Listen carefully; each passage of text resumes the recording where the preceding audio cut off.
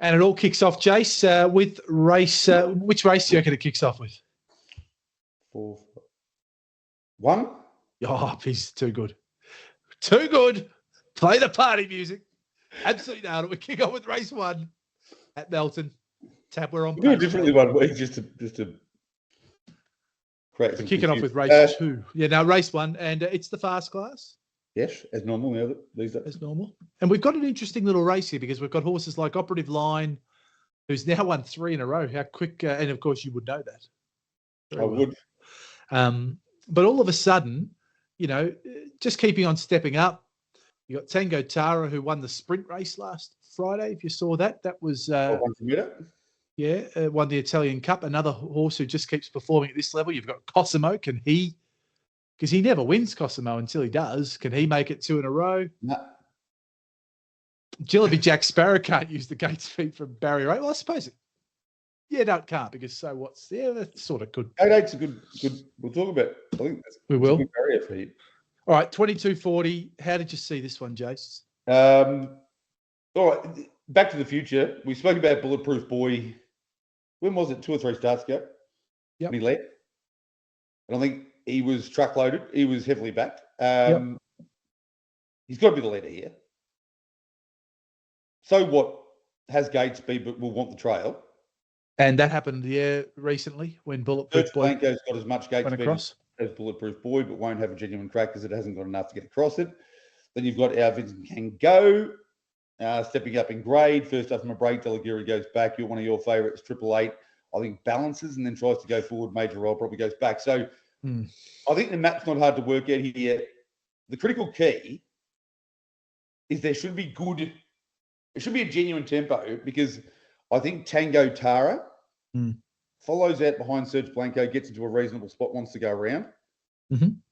And even from that draw, Perfect Class just doesn't seem like the kind of horse who's going to come with 1 run. No, and then you've got not Tango Tara. Who ends up 1-1 under that scenario? 888 is what I'm trying to say. 888's 1-1-1-2 at worst. Which is a beautiful spot. Yeah. Without doing a lot of work, I think we might be on the same page here. So 888's interesting because he seems to, at the moment, sort of peak out. He doesn't go down too far in his performances, but just a little bit. But really, I think the race shape. He's been going well forever, hasn't he? And race shape, people started talking about in the thoroughbred. The race shape plays out well for him. The key is that I don't think he'll go back. I think, as I say, I think he'll balance, not do anything early because that's not his go. But then the opportunity will avail for him to be able to roll forward and then wait for the cavalry to arrive to give him cover. Yeah. And when he's that close, whenever he's within 10 or 12 metres, you want to be with him, don't you? And the work that's going to have to be done by your Tango Taras and your Perfect Classes, and what I outlined a few weeks ago, Bulletproof Boy can definitely win the race. I don't think he is quite as effective over a middle trip in front, if there's pressure particularly. Sure. You and I are seeing this similar because I reckon after you do all, I mean, multiple horses can win the race, but I think there are 2 horses who get the best positions in running, and they are 888 and Bulletproof Boy. They're the 2 for mine, and I'm leaning to Bulletproof Boy as my play. I think he'll get the opportunity. I think he's absolutely been crying out to win for a while now. I think this is the perfect race scenario for him to find the lead, hold off all comers mid-race, and kick on strongly enough and win and late. If there's one horse looming and launching, I think that'll be 888. So I'm pretty confident they're the 2, but I'm going to go the other way. I'm going to side with Bulletproof Boy. So we'll have 2 each. You have those 2. I'm with you on 888. Bulletproof Boy is 4. There's only 2 races up. Never more than that. But 440 for the most probable standard bred in the world. $4 out to 440. And have you already seen 888? 887? Yeah, but you know what it opened? What? $18 into 6. I mean, that's part of the issue with the game plan as well, isn't it? It's a massive part of the issue. We take the $18 open. It's so hard. I'm sitting there as we finalise it Saturday morning, and I'm thinking, am I seriously meant to write $20 to win at $18 when I know our audience can't get $18. And Well, that's not fair. I'm not waiting on a Saturday morning, and I've watched the one that we've talked about on the podcast tumble in ridiculously, and you're like, what? Anyway. Yeah. Not much we can do. We control the controls. We're not victims. So my second one will be much more the place. Yep. But one we spoke about right off the top, and that's Jillaby Jack Sparrow, because I think Jillaby Jack Sparrow will run past So What. Yep. And as I say, no one could love Bulletproof Boy more than I, maybe Scotty Ewan. But I just think he'll be leading with 150 metres to go. But I just see him inviting them to run over the top, and Jillaby Jack Sparrow along the pegs might be the one. But 888 first, Jillaby Jack Sparrow more 1x3, 1x4. And I'm with you on Jillaby too. I think, there was a race back there where it was 3 or 4 poles and it absolutely launched up the sprint lane and lost by half a length, right? It flies home. So I think... Well, this race is a leading trail horse anyway, isn't it? It's not like he's... True. So the way we're talking here, it's almost worth a little box trifecta. You're playing the leader, you're playing 888 and Jillaby through on the fence. I want he's 750 at the moment, Jillaby Jack, though, and I would want... you're getting 8 and a bit better. 8 and 250 is available now, Jay. You know what's amazing? Kosovo, after starting $16 in that race last week, has gone back to a better race and he's $10. $8.50. So look, good race to start. Let's see how that plays out. Race 2, J Bond. We switch our attention here to the mares. It's a 67 to 89 over 22.40. We see, is this just fantasy going around again? A bit of a podcast horse. Certainly one of my favourites. Tilly Jane, who's in really good form. Sassiness has won a couple in a row. And the Sun and the Moon, J Bond, from Barrier 7, your mate. I just want to give a spoiler alert to everyone who is going to take in the podcast called Tongue Tie Off. Off. If you've seen the $3.50 offered on HervBet, Tilly Jane, just remember, as they said in Shawshank Redemption, hope is a dangerous thing. There is no way, in my opinion, on God's green planet that we call Earth, the third rock from the sun, Tilly Jane will be odds on. And if she's not, I'll be having a very, very, I think she's a clear on top selection here. Clear. I think she'll be getting the front. She won't be getting it originally, initially with organic speed, but it's a balance and roll situation. Surely the respect from those drawn inside means she'll be getting the top. I have great respect for La Belle Beaujeu. And is this just fantasy? First time I've pronounced that correctly. But the map differential here is enormous, and I am uber confident that Tilly Jane will be winning codes. Love it. I think Tilly Jane has class, and I think Is This Just Fantasy has class as well. And I am leaning with Is This Just Fantasy by the very barest of margins. But, I thought when I tipped that, by the way, that Tilly Jane would be the favourite opening up. I'm leaning to Is This Just Fantasy because I think Is This Just Fantasy could be some value in the race, Jace. Just quickly, is it a one-run situation? Well, according to Herb, it's not its favourite. I think that is how she runs. It's a pretty rare thing in harness racing these days, but she's ever since day dot, she's been a swooper. Has she got the bottom to make that mid-race move if required? I think she does, but I guess you only know when you see it happen regularly. Remember, was it Chili Palmer, as he was winning in those? Dean Braunshaws.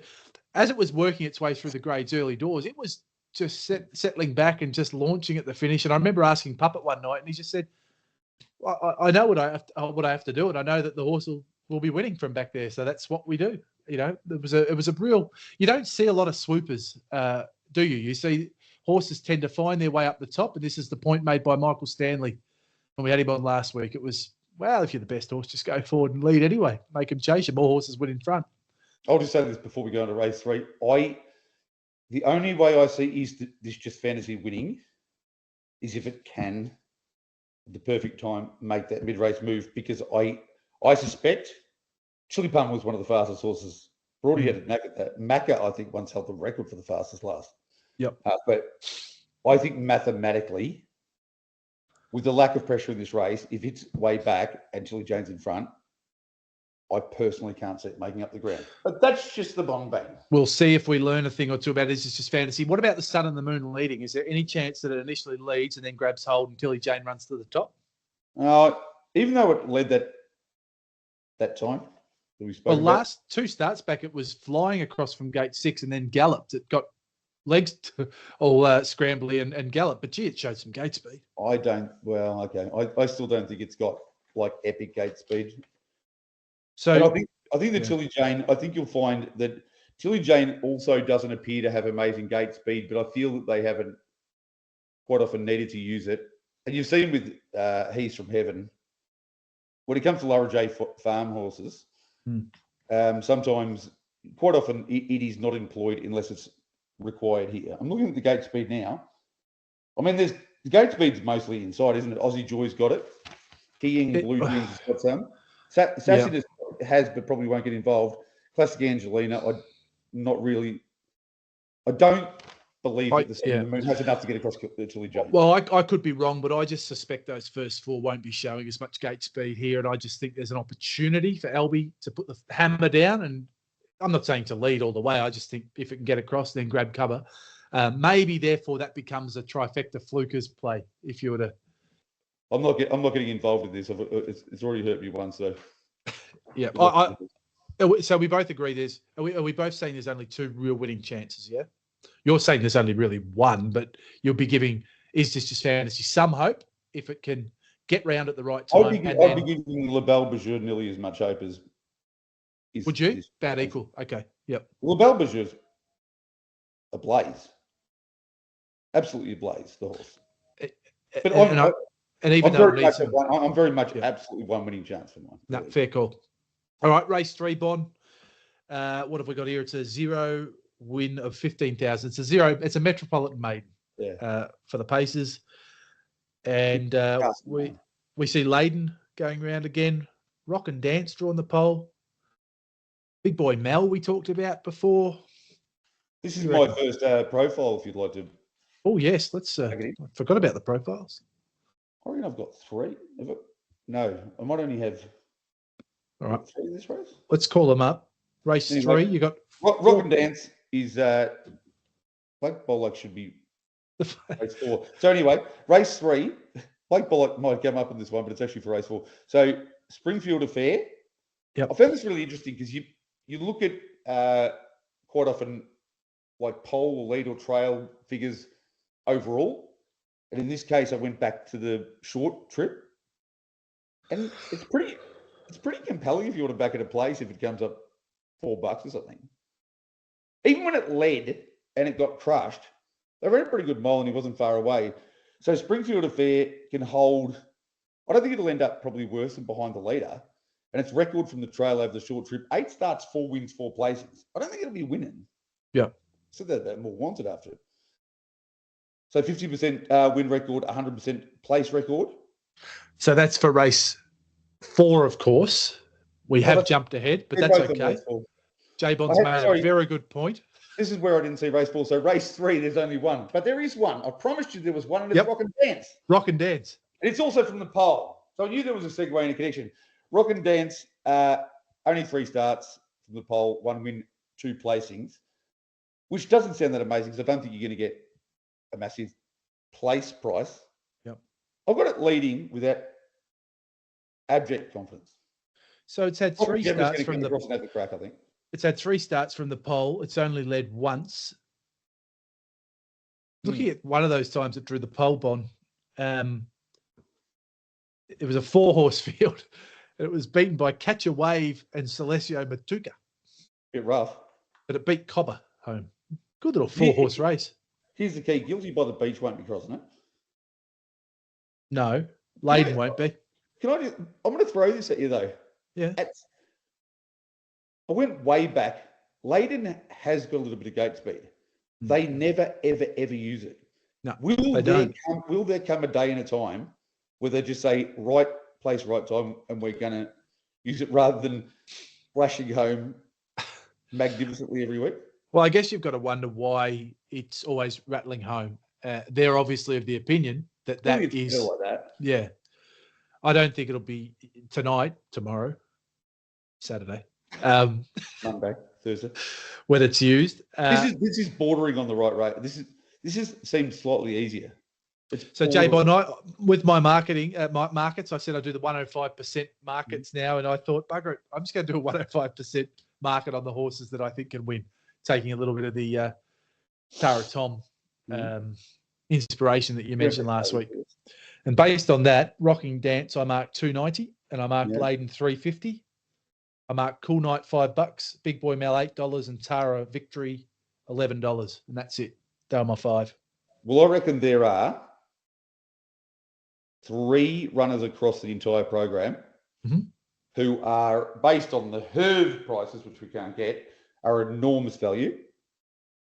And this might be the biggest, nearly. Are you with me on Rock and Dance, or is it another? No, I reckon it'll hold the lead, and I think Cool Night. Oh, there you go. I reckon Cool Night is a 320 chance. If it's behind the leader, yeah, I think it will be winning. I want to get involved in the Big Boy Mel situation. The only thing is I want the price just because of the draw.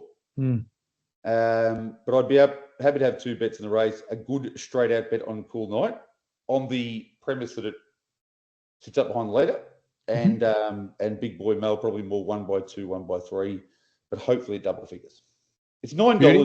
$9 Cool Night on her bet, and it won't start that, but I reckon anything over $4.50 is good enough to have a crack. So I think we're in alignment. Then, if we were to name our top 4 or 5, I think we're all pretty much exact there. I'm going Rock and Dance. I'll be playing that horse as a win, but I will certainly be having something if the price is right on Cool Night. I've marked it $5. You're getting double that on Herve bet. Right, Leyden, I've marked 350. It's $3 Herve bet. Again, price. We'll check the price for Leyden. It's absolutely close to winning. But I'm keen to have something on the pole here. But maybe I could play a saver on Cool Night and potentially something on Leyden, and you still walk away with a profit, Jace. Well, I can guarantee you this. This is gilt edged. If neither of us back Leyden this week, he's a stone cold stinking Morale. All right, so check in with us on Saturday with a text, and we'll let you know if we've not backed it. Race 4, as we work our way through, Jace, last leg of the early quad for those that way inclined, and we've got. Wouldn't believe it. I've got some profiles here. Springfield Affair draw the pole, and Blake Bolak. Let's have a look at the profiles. The profiles suggest that Springfield Affair, I've already mentioned. Yep. Short trip. 8 starts, 4 wins, 4 placings. 4-4. And Blake Bolak, a couple of starts fresh, and both of them have been successful. Trials haven't been anything to write, in my case, back to Herne Hill about and write home about, back to hometown. But this is a very tough race. I wasn't on BMG McRae after declaring it at the start prior. It did win following that. I think the other thing about VMG McRae, similar situation, they seem to be wanting to drive her cold. And the mum, from memory, YMI McRae, had a little bit of a habit, very talented horse that would occasionally switch off in front. And even when it burst through and hit the front comfortably, I felt that VMG might have had similar inclinations, just sort of, they got closer than they should have. But look, tough race. I'm probably with VMG McRae, but I don't know if I'll be having a bet in it. Maybe Springfield Affair a place. Yeah, I like the lateral approach to that, J-Bon. But I'm pretty confident around 3 of these horses being the clear top of the market, they being VMG McRae. Yes. Clear favourite. Blake Bolak, second favourite, just ahead of clear left. So interesting. Blake Bolak, I marked it around 450 in my doing the markets a bit differently to Herve bet. You've got the record there of the fresh record.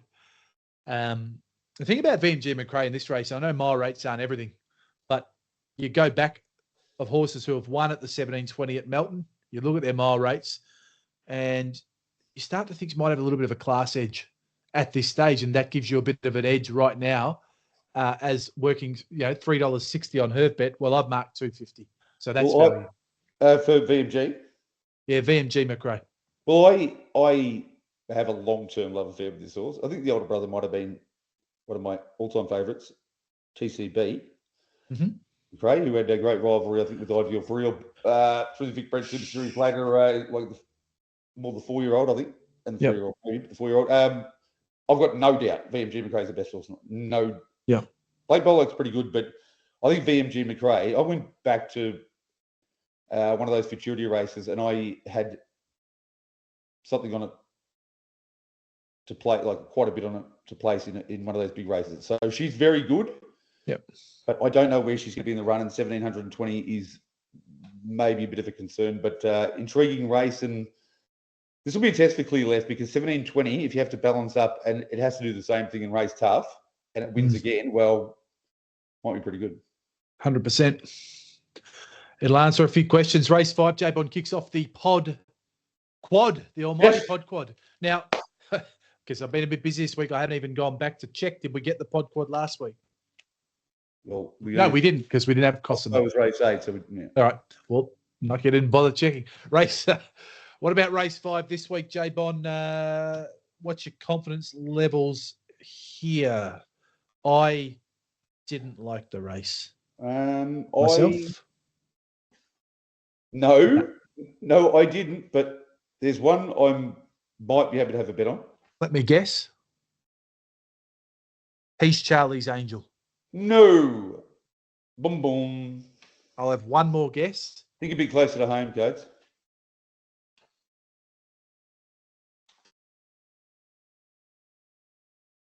I was going to say Diamond Eclipse, but you've thrown me completely now. Final Collect. It was a good run last week. It hurt a little bit because I marked it too short, but it was a good run. Oh, it was a good run without being outstanding. But I look at this race and I think this is the easiest race it's been in a while. Yeah. And the only runner drawn inside of it that's got any hope of stopping it leading, because we know Final Collect has had more rejections than your ugliest mate at the nightclub in terms of going forward and not being able to find the front. Like, Classic Mission is the only one. And the last time that they bet, it was a different circumstance, but it did get in front of Classic Mission. Diamond Eclipse isn't surely going to want to lead all the way. Yeah. Courageous Saint is not going very well. No. Here's Charlie's Angel doesn't go forward these days. Nathan Jack jumps on He's Charlie's Angel. Well, they might have a crack, but we know from early in his career. Remember, he used to pull like a tug of war champion. Yep. I reckon Final Collect's last run, certainly my ratings would suggest, was better than the start before. And the start before it was fair again. I think you made the point last week, hasn't been near since that night when it sat in the breeze and sprinted home. Well, they were tougher races, were they not? They were. This is a winnable race for it. He's actually got one of those rare opportunities to find the front. I just think if he finds the front, fair call. I don't want to take anything crazy short, because if things don't work out for him, as they so often don't. But I'll tell you what, even if he was parked, I wouldn't. You know, sometimes when you walk away from the screen, you just say, I don't want to see. Maybe you've got a mate and you just say, you just tell me. No, but he can win parked. He's that sort of horse, isn't he? He can. Yep. Earl Pembroke obviously being the X Factor first doesn't break. Yes, 100%. So my thoughts were, J-Von, that I can entertain Final Collect. I think Classic Mission potentially maps well, so therefore gets its chance. Arg was interesting because we know at his best, Arg's right in this. That first up run, tricky race, wasn't it, for poor Arg in that race? But you'd think second up from a break from that draw, they'd be letting him go around again, wouldn't they? I think so. First dance is drawn awkwardly. You might be taking unders at 280 on her bet. You would be. Yep. Haranya is a perennial black booker, and Earl of Pembroke's probably the class factor first up with a question mark. So it's a really tricky race. I don't have a firm opinion. The right price. So let's go pod quad then. Diamond Eclipse or Courageous Saint? No. Classic Mission, yes. Yes. He's Charlie's Angel, yes. I'll leave it with you. I don't want to I'm talk going to about toss it in. I just want to toss it in. On a click, yes. Yes. No. No. First Dance probably has to go in, or no? Let's leave it out. All right. Deal. Haranya? No. Earl of Pembroke, yes. Yes. Pod Quad 3, 4, 5, and 9. Love it. I feel like we're getting better at those Pod Quad. We're certainly becoming more definite, Jace, more definitive. We're getting, in the words of John Malkovich from Miranda's, more aggressive. Yes. Because we're still riding. Yes. Because we're going to be riding off the profit of that one big one we lost for quite a while. Race 6 is the free-for-all trot race, Jace. And I'm intrigued how this one might play out. You've got Harry Stamper, who's a very good trotter, drawn barrier 8. And you've got a horse, you've got Kiyang Ignite, who you have to really respect. First up from a spell, drawn 6. Yeah. And I'm very eager to see what you think of Parisian Artiste this week as well. I've got a couple of profiles here. Let's have a squeeze. Promises for the right race. Parisian Artiste, because of the dearth, lack, scarcity of gate speed that he possesses, very rarely leads. Yeah. On the troika of occasions that he has led, the triumvirate, the Trinity, he's won every time. And I've mapped him to lead. I can talk you through that in a moment. And Sundawn's Courage is the first of a couple of runners that I just find this intriguing. Yeah. That his record leading 23 starts, 14 wins, 4 placings. Record trailing 19 starts, no wins, and 11 placings. Now, there's definitely an argument that in the races where he's led and trailed, that they've been better class races.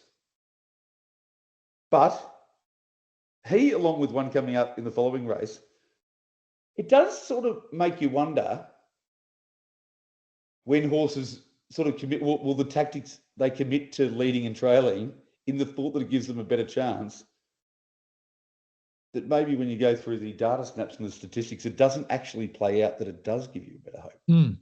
But I am factoring in the fact that, you know, it could have been handing up to very, very smart horses and would have been on a number of those occasions. Well, I could be wrong, but I reckon you can go all the way back to a night at Moonee Valley, the Gallops, where we'd had a bit of a do. And I reckon we made good money off Sundawn's Courage, finding the lead and trailing, maybe for the place, but I could be totally wrong. Was he Galloper at that time? No, we were still kicking on into the evening session, Jace. Yeah. Before. That was a good night. 11 years old, Sundawn's Courage. He was a great 2-year-old. So what a fantastic, durable story he is. He had a rivalry. Oh, I'm trying to think of those. Yeah, he did too. Oh, jeez, that's digging. That's digging, isn't it? Oh, who was it? Yeah, he did. I remember it now. Hey? Was it Chris? You keep going on the race. I've got to call it up. All right, my thoughts. Yep. Just to prove that I actually have quite a bit of affection for Albie Ashwood in the camp, despite potting one or two horses recently and saying they could win. I've been with Parisian Artiste the last 2.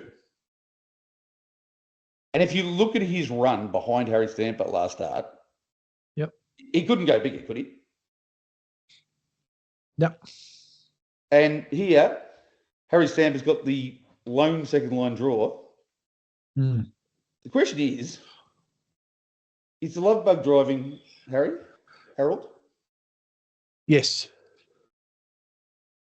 I mean, there is because of the way Parisian Artiste begins, there is a world where Harry Stamper slices through, gets off the pegs, and somehow gets in front of Parisian Artiste. But I'm looking at this race going, if that doesn't happen and Parisian Artiste can stay in front of him, which would be in contravention to what happened last start, you know that old racing saying, if you put them in different roles, swap the roles, who would win? Yeah. I think Parisian Artiste probably would have won. And I am swapping the roles. So Parisian Artiste, who is the second of my 3 massive value, I think. Yeah. 650 reserve, and I've got it at about $3. I had it $4.50, and I had Harry Stamper at $3, and Kiyang Ignite's the other one. I've had about $3.10. Nothing for Ebony's Avenger. Oh, $34. Yeah. Sleepy, $11. Sleepy's the one that I'm looking forward to. My note on Sleepy is I want to back this horse the next time it's on the rail.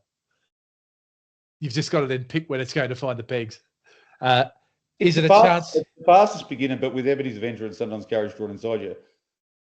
Well, but if it did find a pegs here and grab cover behind Parisian Artiste, it wouldn't be the worst knockout chance, depending on the odds, but it's probably not. I've marked it $11. I'd be wanting $20. The only other one factor you might want to throw into that theory is 17.20 on the pegs. Well, 22.40 for me. Yeah, true. That might not be his race. But no, I like Harry Stamper and Parisian Artiste as I reckon Parisian Artiste is the value. Why? I think we are. So Pod Quad Jace, what do you reckon? Not Nephew, not Ebony's, not Sundons. I wouldn't mind throwing Sundons in. All right, the veteran goes in. You want Sleepy? Why not? I can't not after what I've just said, I suppose. In goes 3, 4, 5, Parisian 6, Artiste. Yep, and we're leaving Rebel Stoke out. Yeah. Right, race 7. 3 to go. The APG Trot Jace. What do you like in the 7? I've got a couple here. Yep. Oh, you've been doing your ratings? Yep. Are you only doing the Saturday night? Exactly, I am. Yep. I'll tell you who's flying under the radar. Last start performance was excellent. Mm-hmm. Former very good horse. Feature race winner, I believe. Paris K. Paris K, yep. There's 2 I want to back in this race. I'll give you a little profile. Why not? Let's have a squeeze. Very similar situation to Sundon's Courage. Royal Charlotte, who I think can find the pegs. Record leading, 12 starts, 6 wins and 2 placings. Record trailing, 19 starts, 2 and 4. Now, admittedly, Royal Charlotte was a multiple Oaks winner. Yeah. Early in her career. But this is a rare chance where she can lead and hold it. Remus Phoenix is obviously very good, but lacking in experience and drawn wide. Mm-hmm. Yeah. Begin quickly anyway. I thought that if Paris K ended up behind the leader, if you just took probably two of her last 4 or 5 runs, not all of them, but picked out 2, there's definitely enough there at $21 to say I'll have a bet. Yeah, I like that. And rapid return. On the pegs. Whose overall form references, I think, are superior to everything in this race. Yeah, and this is where Remus Phoenix is obviously potentially got the ability to win, but is yet to be proven. Yeah, and, I don't want to be backing it in a race like this because when it comes up shorter than Paul Males has got Royal Charlotte and Josh Duggan driving there. Paris K for Kari Males and Zach Phillips jumps in the bike. He's had a very good association with the Males stable going back. So, yep, I think if Royal Charlotte finds the top, Jace, I think holding the top, I'd suspect. And that makes you heard it here first in the pod. I reckon. I'm not known or renowned or reputed for backing or for tipping 20-1 chances. Love it. But Paris K is a genuine winning hope at that price. But I don't have an opinion on the race, so I think we've covered it. Let's go through the pod quad. 1 goes in. 3 goes in. 4 has to go in. 6. 8. That'll do us. I think that'll do us. Yeah, I think a race as well, but I think that'll do us. Meadow Valley Star would be the only other one I'd even consider, but it's not. Yeah, leave me out. Yeah, it's not. Doesn't. Yeah, no. Scotty Ewan is flying, J-Bon. Not literally, as they say. You know, when they say, "Oh, he's literally flying." Well, what's he doing? How's he doing that? Remember when someone said the Emma Stewart stable is literally on fire at the moment, and someone remarked on Twitter, "Well, they better get down there and put it out then." We shouldn't. I think might have been Gareth Hall who said it on the Sky one night, and someone just being a bit of a smart aleck about his use of the term literally. The worst part of that is, what did Gareth? It was Gareth who said that. No, he said it on air, and someone said, "Well, in that case, Gareth, someone better get down there." He was, of course, making the point that the stable was absolutely humming along, winning everything. Known to corrupt an aphorism or an idiom. Let me tell you. Race 8, J-Bod, the Alabar Pace to finish our pod quad. And again, I've just got watch only. I couldn't sort this race out 1 iota. Without being harsh or brutal, because I think on this podcast and vodcast we have been we're here to try and pump up the smaller man or woman. Yes. And we're trying to work out ways to keep people in the industry. I still believe an up to 55 race should not be at Melton on a Saturday night, and it certainly should not be the last leg of the quaddie. No. This is why I didn't have an opinion on the race. I'm rating all of the Saturday night horses, and I don't think any of these horses have appeared in my rating so far in recent times. These are my last profiles, and I've got a shit heap. You ready? Let's have a look. Shit heap. Roy Lance. Whoa, look at that. You've even had to reduce the font size, Jace. Look at that. Roy Lance has won the last 3 times it's led. Yep. A lot of gate speed here. But I reckon Roy Lance might be the quickest of all, drawn out wide. Clive's Girl's an interesting one. Went around some nice races as a youngster. This is where mapping becomes a critical key. Because if you've got Clive's Girl being able to hold the trail, it's never missed a podium position. As the Olympics are going around. Geez, I love the Olympics. They're brilliant. I'm tired every day at the moment. It doesn't matter. It's great. They're great watches. Record from 3 poles is way worse. So it's 4 starts for only 1. It should say no wins and 1 placing, by the way. So that's definitive here of just 1 position in running, and you deciding, you having to make the call. And again, we talk about the game plans and you having to sort of take the information and work with it yourself. If you're mapping Clive's Girl behind the leader, you might have a bet. Yep. If you think it's going to be double crossed, as in not betrayed, as in double crossed back to 3 poles, life becomes a lot harder for her. And so, J-Bond, I've just called up the replay of the last time Nathan Jack drove the horse, the only time he drove the horse. It drew barrier 1 at Melton over 17.20. He's looked around to the right. He seems happy enough to be... No, it's going rough. It went pretty rough. Got double crossed by Joel Leader, who flew from 7. Is that Clive's Girl?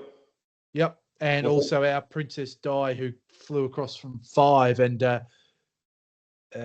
used to love that horse. Yeah. Ended up 3 back the fence and ran 5th as a $2.80 favourite.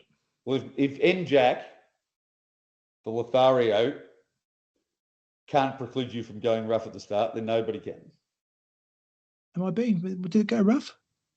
It looks a bit scrambly, yeah. He's trying, or maybe it got tightened, actually. It got tightened, Jace. I was being a bit harsh there.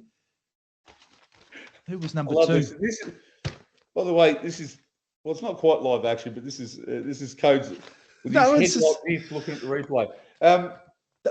Yeah, I think it was got tightened by another one, so might have not had the most luck.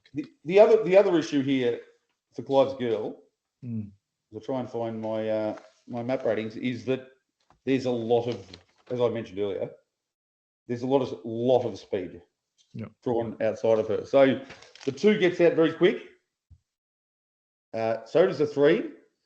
4 used to, but doesn't anymore. Best back Bruce can, and Roy Lance flies out. So there's going to be a lot of heat early here. The other data profiles, by the way, were about the second line draws for Rock and Roll Gronk and Chappie Street North. Rock and Roll Gronk, 7 starts, no wins, but 3 placings. I mean, it might not mean much. If they go lickety split here, if they go ballistic, if the fireworks go off spring break, it's the class runner for mine. In fact, both of them, they're the 2 class runners. But I'm having maybe 2 bets in the race. Roy Lance at the right price if he can get across on the premise, and Rock and Roll Gronk. Pod quad 1, 4, 6, 9, 10. 9 and 10. Done. Which takes us to race 9. The ultimate. And I like this. It's not a great race on paper with 6 runners, but I do like one here, Jace, in the 9th, the Bareldo Coffee Trot. I bet you I know who it is. Let's look at the Herv bet prices first before we sort of make our declarations. 230's up there for What's Up Party Time. $3 Kyvelli Amanda, $4.50 Tweedledee, $5 for El Rosamo, $9 for I Am Pegasus, and $18 for Kyvelli Heist. As much as I am a well-known. I've used the term a few times. Right. Well-known masochist. I'll be with What's Up Party Time again. I know who you're with. How do you know who I'm with? Who am I with? Has anyone seen Amanda hug and kiss? Am I correct? Bang, yep, ding, ding. How could you not be? I mean, I actually tried to convince you a couple of starts back about its gate speed and that it could lead on that occasion, and it did, and it won. Yes. But have you got that in your black book? Last start was even bigger. That was the one I was meant to black book, but I hadn't done my homework. That was the one I was looking for. And I had the Pacers one open. I didn't have my Trotters file open, which, again, I'm sorry, Duncan. I've got them split, and I didn't even have it open when I was looking for the black book. Pie Valley Amanda was my black booker. Yeah. So you don't think it's not going to cross what's at party time, though, is it? No. Mm-mm. But the run last start in an alternate role where it had to come with one run was excellent, wasn't it? It was. It was huge. And if it's close enough, then I think it's good enough. What's up party time? I've marked 280. Pie Valley Amanda 250. So I've got what's up party time favourite. I mean, last chance salute. If I do end up backing him, he goes under. Yep. Well, maybe never again. Captain's in that file now. But the problem, right, where I think you've got a case here is what's up party time has to, like I Am Pegasus will get across the pole marker. What's up party time has to do a little bit of work. So small field, close enough. Yeah. Just think going really well. But I agree. What's up party time's going to be out there and saying, catch me if you can. Yes. And we'll see if they can. Best bets? Well, I've got, what have I got? 4. I like Bulletproof Boy at 370 plus, and you'll get that because he's already better than that. I like Rock and Dance in race 3. I like VMG McRae, and I like Pie Valley Amanda to finish off.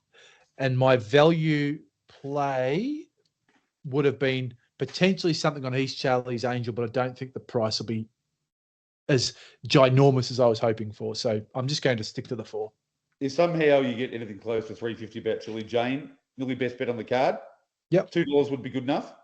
Yeah. The other big value, Parisian Artiste. Yeah, that's a good call. Night. And in terms of wanting to be a hero, I don't normally do this, and I sometimes pillory people who do tip roughies and trying to make grand lords of themselves. But Paris K, if you do get something like $21, and you might, because I tell you what, the figure form line's so bad, so unimpressive.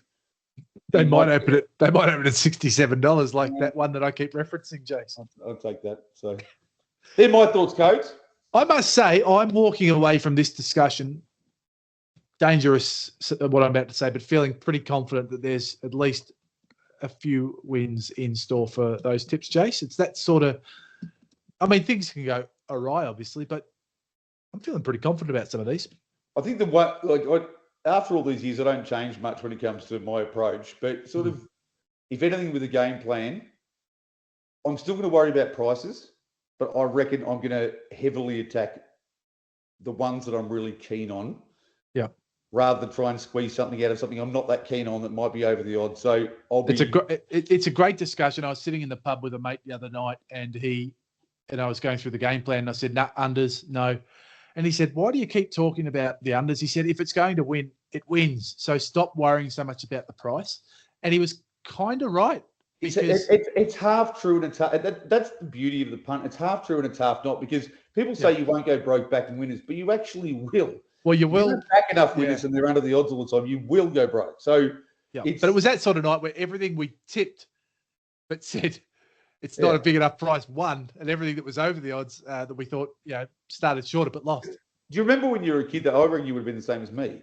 My competitive instinct at the Gallops, for instance, I couldn't back anything that I hadn't tipped on top.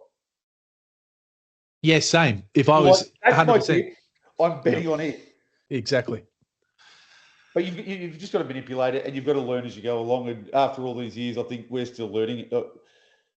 You've reached the big 4-0? Yeah, have we discussed this? I have, yeah. 41 this year, rising 41, Jace. Yeah, so I'm rising 45 and still learning. So that's the beauty of the punt. That's the beauty of the game. All right, well, good luck. Well played, Jace. It was a great discussion, good pod. And until next week, when we'll do it all again, let's hope Saturday night pans out all right, in the words of Elton John. God bless you, Coach. Cheers, mate.